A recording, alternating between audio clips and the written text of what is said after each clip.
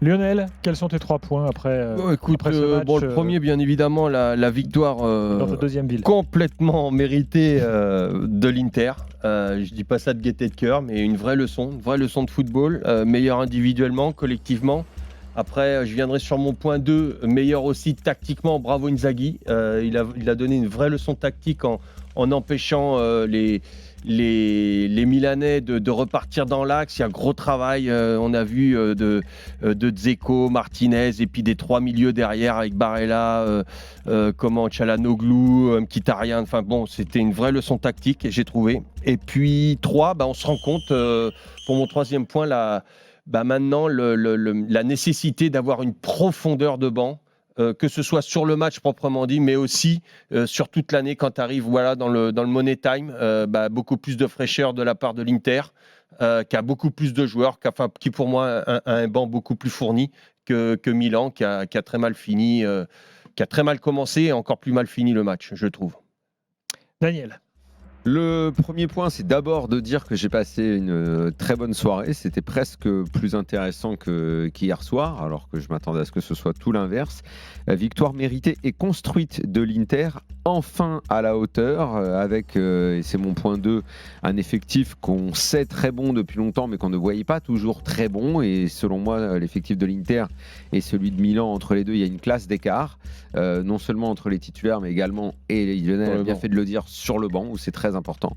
Et puis mon point 3, je veux faire un focus individuel sur un chouchou, mais c'est un de mes chouchous depuis très longtemps, c'est Barella. Voilà. Johan Crochet est là, forcément, c'est sa soirée. Johan, bonsoir. Salut Gilbert, salut Daniel, salut Lionel, bonsoir à tous. Salut Johan.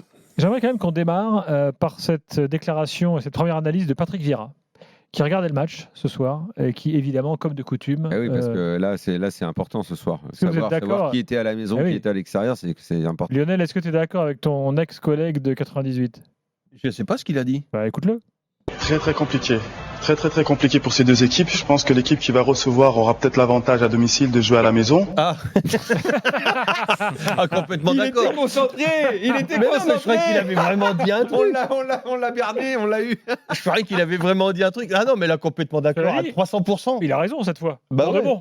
Oui. Alors, surtout à domicile. Juste parce que c'est toujours bien de rappeler, et puisque Johan est là, et même Lionel doit savoir ça aussi, même si ce sont des fondamentaux.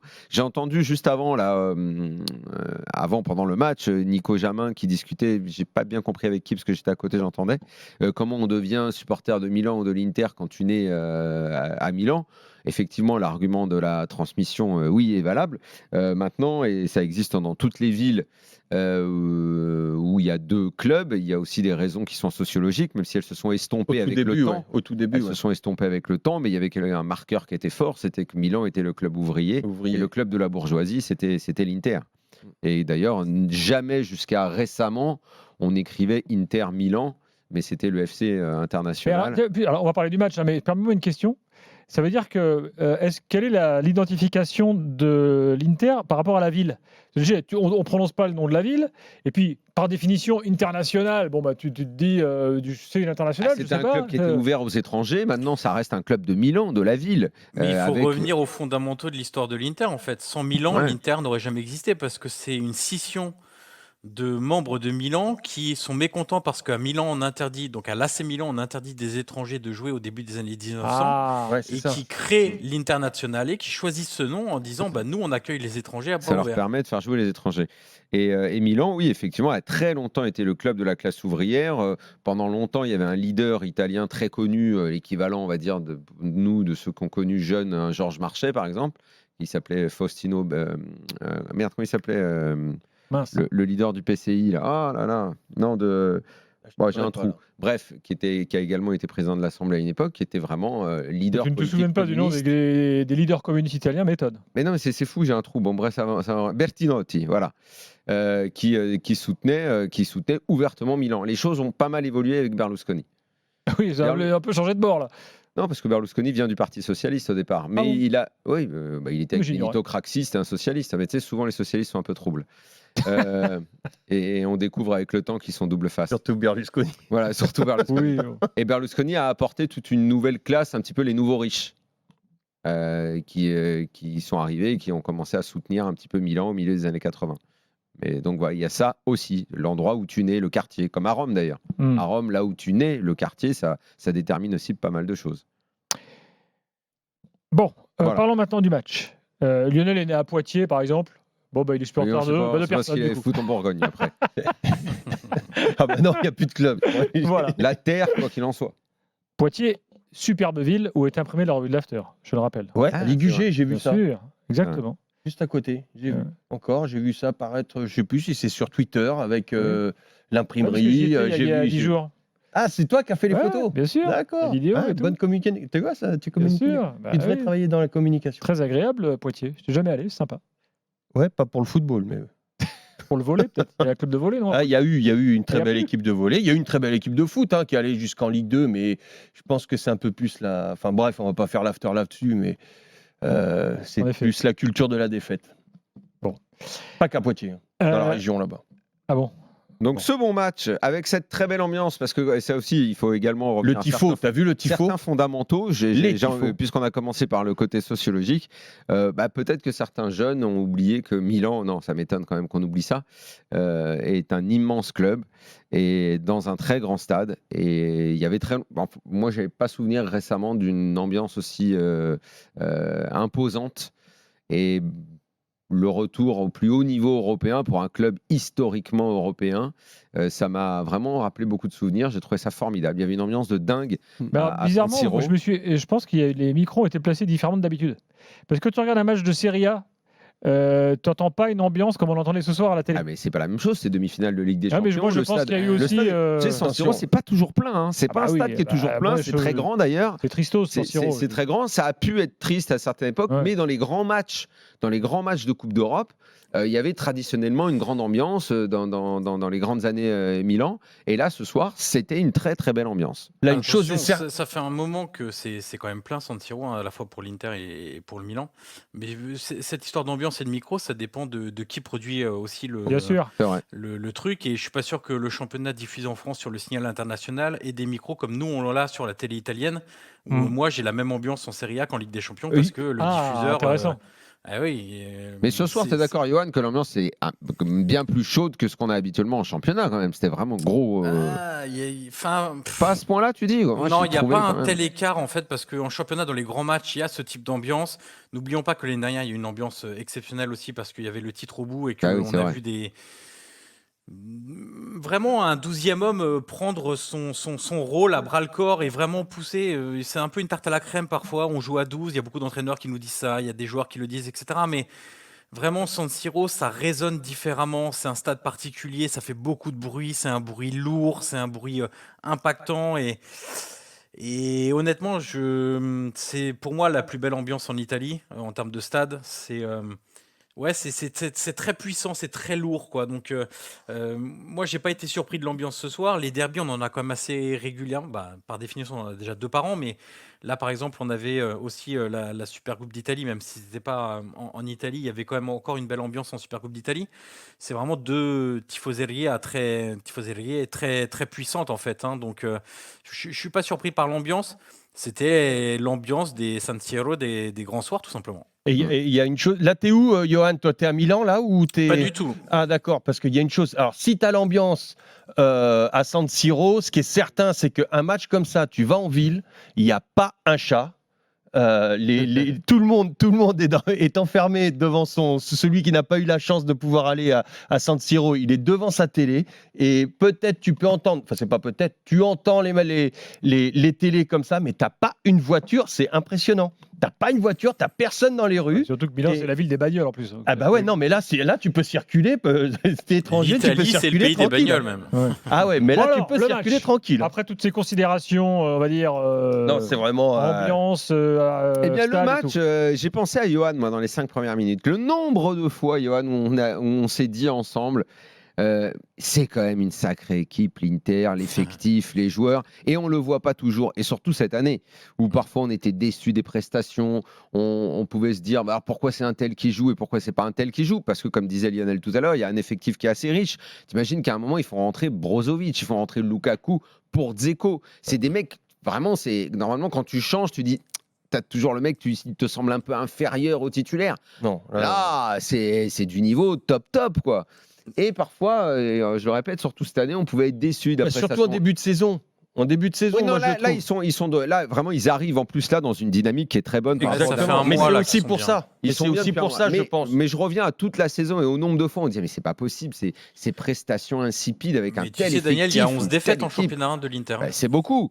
Et C'est là, beaucoup ce trop. soir, dans ce début de match frénétique où ils étaient à fond dans un pressing très bien organisé, ils ont été efficaces, ils ont mis un coup de matraque sur la tranche de Milan tout de suite, j'ai dit waouh, l'équipe de Beaucoup l'Inter plus avec de toute fraîcheur. cette qualité, Beaucoup plus de avec tout fraîcheur. ce qui est toute leur qualité technique, ce collectif, on l'a vu. Mais c'est dans normal, cette première Daniel, c'est- mi-temps, enfin, à c'est fond normal. les ballons, c'était extraordinaire la Tu prestation as de l'Inter. parfaitement raison dans tout ce que tu dis, mais je trouve que c'est tout à fait normal à partir du moment où l'entraîneur est capable de bien gérer son effectif. C'est-à-dire que c'est dans le money time, quand tu as un effectif fourni, Oui. que tu vois ce soir, même en fin de match. Si tu bon, arrives y a et que pas t'as eu- pas tout perdu. Exactement. Et là, ils y Et sont. ça, c'est la gestion de l'entraîneur, du staff technique, du staff médical et tout ça. Savoir bien gérer aussi. C'est pas parce que on connaît des effectifs très fournis qui ont tout cassé et qui n'ont plus personne dans le même money time.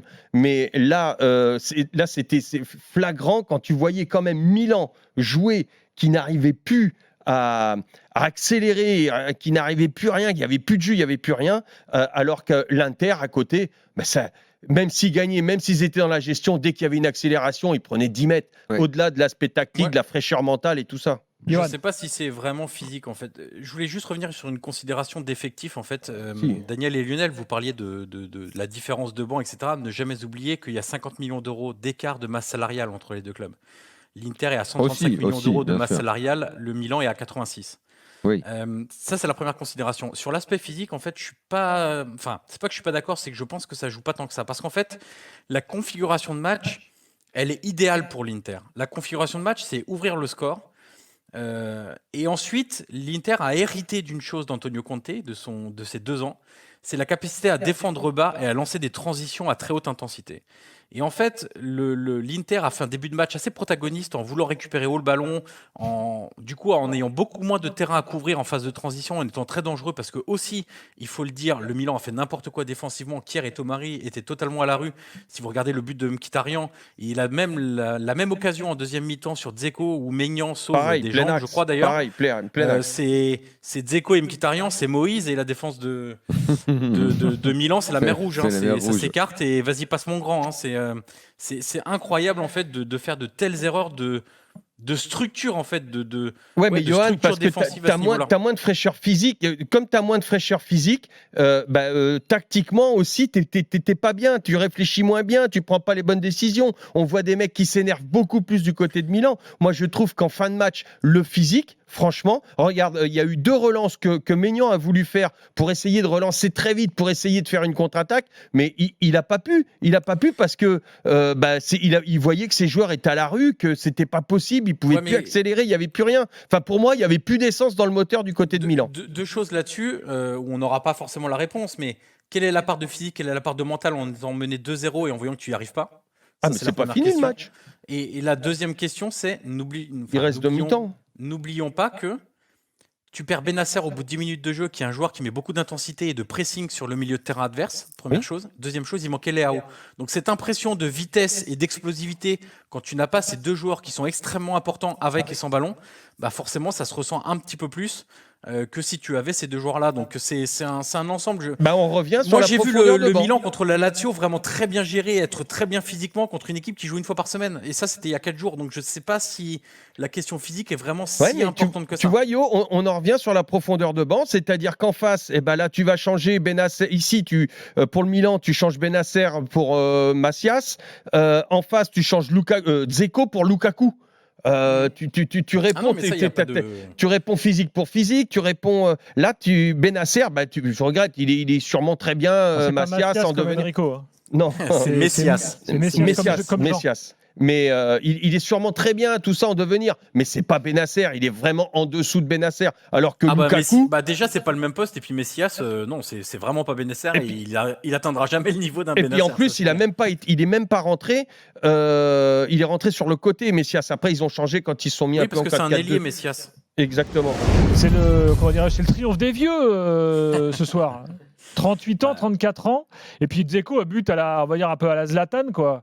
Mais ils ont un peu des caractéristiques qui se ressemblent. Mais magnifique but. Enfin, ouais, c'est assez étonnant parce qu'on on en fait beaucoup sur Mbappé, Haaland et tout, et bien, à juste titre. Hein. Se retrouve avec des joueurs d'une autre génération qui sont encore bons. Moi, il m'est arrivé très souvent, on en parlait.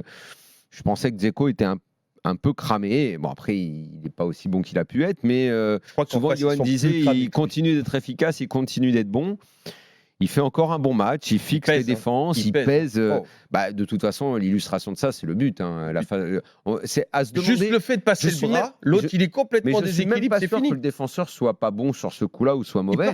Il y a des jambes de 3 mètres déjà, Dzeko. Il peut rien faire. Dans le duel au corps à corps, arrive à partir du moment où il a passé cette jambe, Après, il faut être assez habile techniquement dans le timing pour mettre le pied en opposition, le plat du pied pour qu'elle arrive comme ça. Après, c'est but et c'est vraiment un but assez impressionnant pour le coup. Je trouve je suis d'accord avec tout sur le but. Je trouve que Calabria défend mal quand même. Franchement, je suis pas sûr. Il peut pas défendre. Je pense qu'il peut pas défendre comme il veut. Si, il est dos à Dzeko. Il finit dos à Dzeko et tu peux pas être dos à un attaquant comme ça sur un corner. Regarde le bras de Dzeko, c'est-à-dire bien sûr, mais tu dois résister physiquement à cette pression-là, ce bloc-là. Il est tout petit à côté. Regarde les deux masses. Je pense pas qu'il défend mal. Hein. Tu peux te faire prendre. Tu peux te faire prendre. Il peut y avoir. Il l'a empêché de passer de devant. T'as fait ce qu'il faut, sauf que l'autre a fait un truc en plus. C'est la base. Pour moi, là, il fait un truc en plus. C'est la base de l'attaquant. Ok, il y a un mismatch physique, mais tu peux pas être dos à ton attaquant au bout de 5 minutes en demi-finale de Ligue des Champions sur un contact. Dos à l'attaquant, il est. De toute façon, dans les duels, t'as raison. Hein. Ils ont été à la rue, les Milanais. Ils n'ont pas gagné un duel. C'était un peu mieux en début de deuxième mi-temps quand ils ont gagné un peu plus de duels. Malgré tout, c'était pas mirobolant. Et quand ils gagnaient pas le premier duel, il y avait personne derrière parce que à Milan, et c'est là que l'Inter a été très fort, à Milan, il y avait trop de largeur entre les lignes, alors que l'Inter, s'il ne gagnait pas le premier duel, ça a été très rare, tout de suite, tu avais le bloc qui était là, en deuxième ballon, ils ont récupéré tous les ballons, les interistes, tous les ballons. Mais juste pour revenir sur Dzeko un instant, parce que moi, vous le savez, hein, j'en ai parlé souvent, c'est un joueur que j'adore. Je dis souvent que pour moi, c'est presque un 10 qui a raté sa carrière, parce qu'en fait, pour moi, il a l'élégance et la technique du numéro 10, la vision, la qualité technique, le sens du jeu, la compréhension, l'analyse des situations. Je trouve que c'est un joueur exceptionnel. Et je pense qu'en numéro 10, on n'aurait pas été loin d'un niveau de Zidane, en fait. Je trouve qu'il a tout, ce mec-là, avec un gabarit en plus encore plus imposant. Honnêtement, quand on c'est parle peut-être pour ça qu'il a fini 9 d'ailleurs, c'est avec son gabarit. Exactement. Mais vous savez, quand on parle de Benzema, a raison. Hein, qu'est-ce qu'il y a comme grand 10 avec ce gabarit? J'en vois pas. Au contraire, non, 10, il y en a qui a commencé comme ça, qui a reculé. Lolo Blanc. Ah. Mais Lolo a commencé comme ça. Justement, il a reculé. Il a reculé, il a avancé. Quand il est à Montpellier, la finale de la Coupe de France, que Montpellier gagne, ça doit être en 90, je crois. Oui. Il joue encore en 10. En 10 et après il recule, il passe en 6 et après il passe pour en avoir le jeu devant lui, s'il n'allait pas assez vite. Dzeko lui est passé, mais je suis d'accord avec Yo parce que c'est impressionnant quand même quand tu vois la vivacité gestuelle de ce grand mec. Combien il mesure, 1,95 ? Ouais, à peu près, je pense. Ouais, c'est hallucinant. Et la vivacité qu'il a sur les ballons à terre, c'est à un moment donné, il fait un petit pont en milieu de terrain. Il fait un petit pont, il enchaîne tout de suite derrière, très vite. L'enchaînement technique s'est fait très très vite. Franchement, il n'y a pas beaucoup de grands gabarits qui sont capables d'aller aussi vite. Quand on parle de Benzema et de sa capacité à jouer avec les autres, évidemment qu'il est au-dessus et c'est pour ça qu'il a gagné un ballon d'or et qu'il est exceptionnel. Mais honnêtement, un attaquant comme Dzeko, je pense qu'on ne mesure pas assez, peut-être parce qu'il était un peu hors des radars à des moments clés de sa carrière ou dans des clubs qui étaient un peu moins...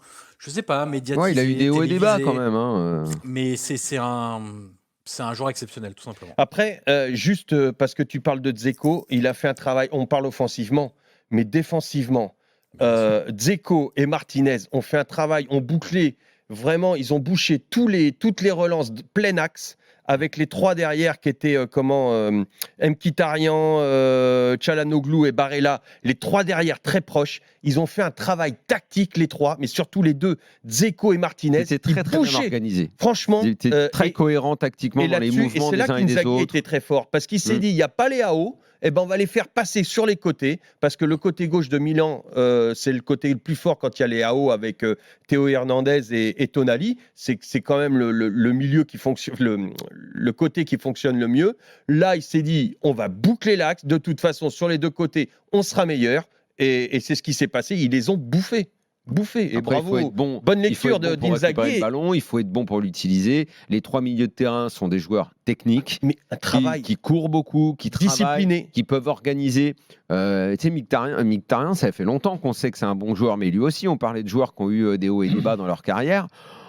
Lui, entre ses débuts en Angleterre, en Italie, à un moment, on l'avait complètement perdu de vue. À la Roma, il jouait. Sa saison dernière, je elle est pense que très très belle de Mkhitaryan. Non, moi, je te parle de toute sa carrière avec les hauts et les bas, de Ouais, ce bien sûr. joueur Il qu'on a finit mieux attendu, que ce qu'il a qu'on commencé. a attendu très bon. Ouais, il a à eu un l'époque vrai d'Arsenal, coup, où il jouait. Après, il a moins joué à la Roma. T'as gardé un grand souvenir de lui à la Roma?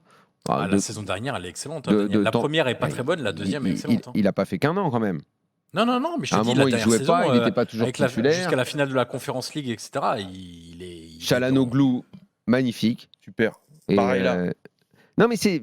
En fait, ce que je veux dire, Johan, Allez, 3. ils ne sont pas des joueurs qui ont des carrières linéaires, tu sais, qui sont un Oui, peu bien sûr. bons. Il y en a beaucoup qui sortent, un peu, comme tu disais, qui sortent des radars. Même Dzeko, à un moment, moi, je pensais que c'était un peu fini pour lui, qu'on avait vu le meilleur de Dzeko. Je sais pas, Dzeko, tu te rends compte depuis quand on le voit? Tu te souviens de ce match au Stade de France? Je crois qu'on y était ensemble. Nasri doit marquer pour la France et c'est lui qui ouvre le score dans les premières minutes d'un France-Bosnie qui valait cher. Je crois que Blanc est l'entraîneur des Bleus. Ça doit être pour se qualifier à l'Euro 2012. Donc c'est Ça doit être un match de 2010-2011. qualif pour l'Euro 2012. Et il marque. Il est en sélection depuis 2007, Dzeko. Eh ouais. Ça fait presque 20 ans de Ce sélection. gars-là est là depuis très longtemps, n'a pas toujours été au top. Et là, Autre chose, moi, qui m'agace, je suis désolé Arnaud, hein, mais c'est l'histoire des plans A et des plans B. Ah ça, moi, j'en peux plus de ces histoires-là. Quand ton plan A, il est fort, t'as pas obligé d'avoir un plan B, un plan C jusqu'au plan Z. Hein. À un moment donné, ton identité de jeu, elle est tellement forte que t'as pas besoin de tout chambouler, de tout renverser, de renverser la table. Tu peux renverser la table ce soir, passer une défense à 3, balancer des longs ballons, mettre que des grands, tu peux faire ce que tu veux, ça veut pas dire que tu vas gagner le match pour autant. Hein. C'est à chaque fois on fait la même chose avec Guardiola en Ligue des Champions. Ouais, mais il a qu'un plan A, il a pas de plan B, etc. Ça va les gars, avec les plans A, les plans B, arrêtez avec ça. Quand il y a des entraîneurs qui sont capables de donner une vraie identité de jeu à leurs équipes, profitez de ça, parce que c'est important de le faire, c'est là, je suis difficile pas à d'accord, faire. Johan. Là, je suis pas d'accord. C'est-à-dire que quand t'as ton équipe qui a une identité de jeu et que tu sais que ton effectif est nettement inférieur par rapport à ton adversaire, tu as intérêt à préparer un plan B quand même, puisque tu sais que tu es moins bon. Ah bon, et le plan. bah oui. Alors Lionel, le plan Bah B oui. de Milan, ça aurait été quoi ce soir? Et dis-moi pourquoi ça aurait Non, marché. je te dis pas ça, mais tu as quand même intérêt, si tu as un effectif qui est moins bon, tu as quand même intérêt à préparer un plan B, si jamais mais ça se passe pas bien. Non mais Lionel, t'es arrivé en C'est-à-dire demi-finale de qu'avec- Ligue des Champions avec un plan A. Pourquoi tu le changerais maintenant ton plan A? Parce que tu sais que, justement, si tu veux surprendre ton adversaire, en plus c'est un adversaire que tu rencontres assez souvent Non, mais après, durant l'année. Je vais peut-être vous mettre d'accord, mais ton plan A. Mais Inzaghi, il avait un plan B aujourd'hui, c'était pas son plan A, c'est pas ce qu'il fait habituellement. Il peut être aussi modifié parce que tu as des blessés, des suspendus. Mais Inzaghi, il est très fort. Inzaghi, il a fait son plan A, il l'a gardé parce qu'il pour être sûr il de a bien marché. comprendre ce que tu veux dire. Pour être sûr de bien comprendre ce que tu veux dire. Bah, En gros, c'est quoi? Quand tu es inférieur, tu fais un plan B. C'est ce que j'allais te demander pour que tu clarifies, Mais bien parce que évidemment. c'était pas clair ce que tu disais. Ah bon? Non, c'est pour ça que je veux que tu. En gros, tu es en train de. Ce que tu essayes de dire, c'est quoi? C'est que tu considères à l'avance que l'autre t'est supérieur. Oui, déjà ça s'est vu dans le championnat. Dans les confrontations. Bah, il y a une victoire chacun. Hein. D'accord, bah, mais ouais, c'est pas. Quand tu regardes déjà la Excuse-moi, dynamique c'est pas actuelle. c'est pas si évident que ça, Lionel. Mais il y a t'es 2 un points d'écart entraîneur. en championnat, Tu il n'y a pas travailles 25 toute Quand tu l'année. points. regardes la dynamique actuelle, tu vas dire que la Ah, mais- dynamique. Mais tu vas. T'arrives en fin de saison, que tu sais que l'effectif. T'arrives en fin de C'est saison. difficile de dire je suis moins fort. Mais la Donc, dynamique, mon le plan Milan, B, ils viennent c'est de de sortir bétonner. le Napoli qui a 20 points de championnat, 20 points de plus en championnat, ils viennent de battre la Lazio qui est deuxième. Quelle Ah ouais, dynamique! et l'Inter, c'est quoi la dynamique de l'Inter? Mais ils Lionel, viennent tu de vas battre le Lionel, premier en Lionel, aller sur les les 5 préparés. derniers matchs, Tu c'est vas 5 Lionel, ils victoires. viennent de La battre le confiance. premier en aller-retour. Le premier qui a 20 points d'avance, ils viennent de battre le deuxième. Et Lionel, Mais- tu vas pas non, préparer ton Daniel match et en Lionel fonction en- des dynamiques.